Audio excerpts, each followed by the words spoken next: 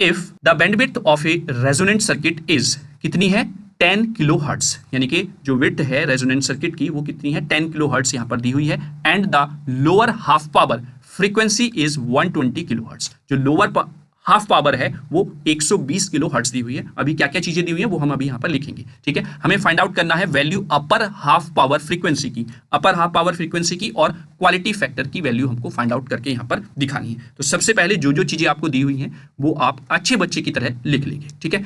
तो हमें सबसे पहले दिया हुआ है बैंडविड्थ ऑफ रेजोनेंट सर्किट, यानी कि फ्रीक्वेंसी जो है अपर एंड लोअर उनके बीच का डिफरेंस दिया हुआ है, वही तो बैंडविड्थ है। तो आप लिखेंगे गिवन दैट, ठीक है, delta f is equal to 10 kilo hertz, ठीक है। आप इसको हर्ट्ज में कन्वर्ट कर लेंगे तो ये हो जाएगा 10 टू द पावर 4 हर्ट्ज, ठीक है। ये आपको गिवन है। आगे हम चलते हैं, ये बात कर रहा है लोअर हाफ पावर फ्रीक्वेंसी की, तो आपको यहां पर F1 की वैल्यू दी हुई है 120 किलो हर्ट्ज, ठीक है। और 120 किलो हर्ट्ज को जब आप हर्ट्ज में कन्वर्ट करेंगे then it becomes 12 into 10 to the power 4 hertz, ठीक है। ये आपको दिया हुआ है। आगे उसने पूछा है, क्या कहा है, अपर हाफ पावर, और कुछ तो दिया हुआ नहीं है, आपसे F2 पूछा है और क्वालिटी फैक्टर Q की वैल्यू पूछी है, ठीक है। तो देखिए जब आप बेटा न्यूमेरिकल की सीरीज देख रहे हैं तो आप साथ के साथ जिस न्यूमेरिकल में जो फॉर्मूला यूज हो रहा है वो नोट डाउन कर लें कहीं सेपरेट, क्योंकि जब आप एग्जाम हॉल में जाएंगे उसमें 10 मिनट या 15 मिनट आप शुरुआत में दे दें ताकि आपको न्यूमेरिकल जल्दी से रिकॉल हो सके, उसके न्यूमेरिकल के फॉर्मूले जो है वो रिकॉल हो जाए, ताकि आपको पेज ना पलटने पड़े कि इसमें सेकंड यूनिट में कौन कौन से न्यूमेरिकल्स हैं, है ना, वो एक जगह लिखे हुए होंगे तो आप आसानी से रिकॉल कर लेंगे, ठीक है। तो आपसे Q यहां पर पूछा गया, तो अब 1 बाय 1 हम फाइंड आउट यहां पर करने वाले हैं वैल्यूज। तो F2 फाइंड आउट करने के लिए हमें पता है, मैं कलर यहां पर पहले चेंज कर लेता हूं बच्चों, वी नो दैट, देखिए पेन कॉपी आप साथ लेकर बैठे हैं, जैसा कि मैं पहले यूनिट के न्यूमेरिकल जब आपको करा रहा था वहां पर भी बोलता हूं और यहां पर भी मैं कह रहा हूं, पेन कॉपी साथ रखें, खुद से करने की कोशिश करें न्यूमेरिकल को, तभी अच्छे से समझ में आएगा, ठीक है। तो वी नो दैट जो F2 होता है यानी कि अपर हाफ पावर फ्रीक्वेंसी, वो क्या होता है, F2 इक्वल्स टू FR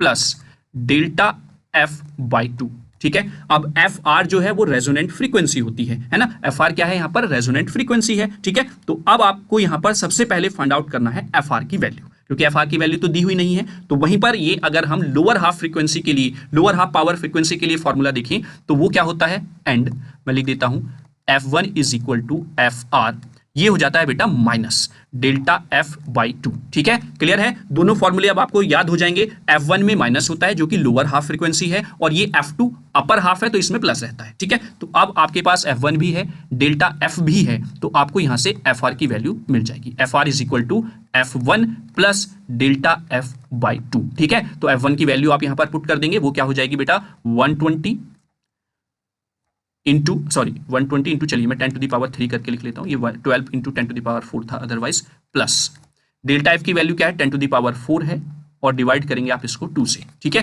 तो यहां से जब आप इसको सॉल्व आउट करेंगे कैलकुलेटर से तो finally you get 12.5 into 10 to the power 4 hertz, ये आपको FR की वैल्यू मिल जाएगी, ठीक है। अब आप FR की वैल्यू यहां पर पुट कर दीजिए, आपको F2 की वैल्यू मिल जाएगी। तो FR की वैल्यू आप पुट करेंगे 12.5 into 10 to the power 4 plus यहां पर हो जाएगा डेल्टा F की वैल्यू कितनी है बच्चों 10 टू द पावर 4 आप पुट करेंगे डिवाइडेड बाय 2।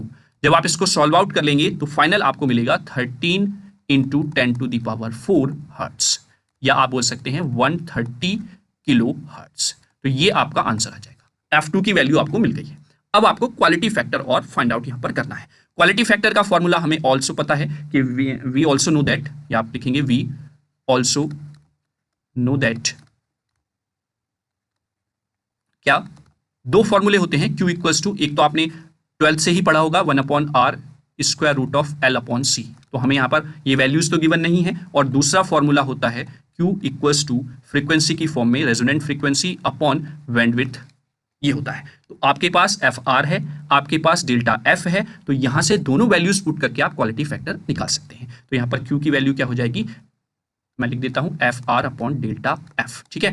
तो FR की वैल्यू क्या है हमने यहां पर निकाली है, ये रहा FR 12.5 into 10 to the power 4 upon delta F क्या है वो गिवन है 10 टू द पावर 4, ये 10 टू द पावर 4 है, 10 टू द पावर 4 से 10 to the power 4 cancel out, then you get 12.5, ठीक है। क्वालिटी फैक्टर का कोई यूनिट नहीं होता है, तो ये आंसर आपका हो जाएगा। देखिए कितना इजी न्यूमेरिकल था, और आपका 7 मार्क्स में ये पूछा गया है। अगर यही क्वेश्चन वो किसी क्वेश्चन के साथ अटैच करके भी दे दे तो 3 मार्क के क्वेश्चन के लिए भी ये ज्यादा लेंथी क्वेश्चन नहीं है, लेकिन हाँ आपको जो क्वेश्चन आता हुआ होगा वो फिर आपका इनकम्प्लीट रह जाएगा अगर ये न्यूमेरिकल आपको नहीं आता है। तो सबसे पहले आपको क्या काम करना है, ये जितने भी फॉर्मूले आपके यूज हुए हैं F2 F1 यहां पर आपका क्वालिटी फैक्टर, ये सब फॉर्मूले आपको नोट डाउन कर लेने हैं एक सेपरेट जगह पर, ताकि आप एग्जाम हॉल में जाने से पहले 15-20 मिनट पहले इन सभी फॉर्मूलों को जो कि एक जगह आपके पास कलेक्शन है अच्छे से रिवाइज कर सके।